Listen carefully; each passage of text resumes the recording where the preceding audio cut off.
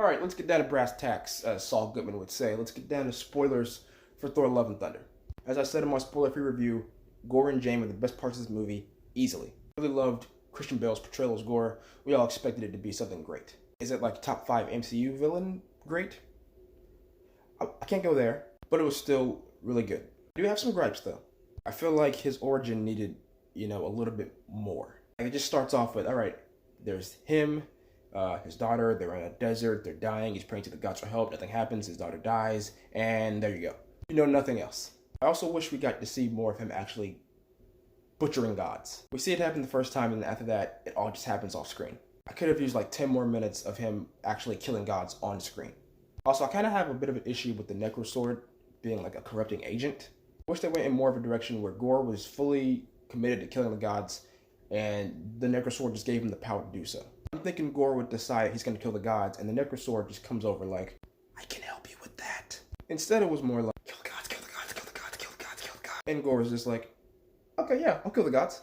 I wanted to more so be that he just fully believed that killing the gods was the right thing to do. Now, as I said, Jane was great. I love Jane in this movie. Her story with the cancer storyline, it was really good. It had some cool fight scenes as the mighty Thor, and I loved it. Her chemistry with Chris Hemsworth Thor was pretty good, better than any of the other movies. Speaking of Thor, though, I wish there was a level past done.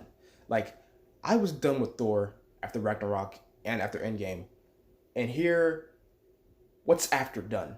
If there was a death note for the MCU, his name would be the first on the list. He's just so stupid in this movie. It really feels like a character regression of sorts.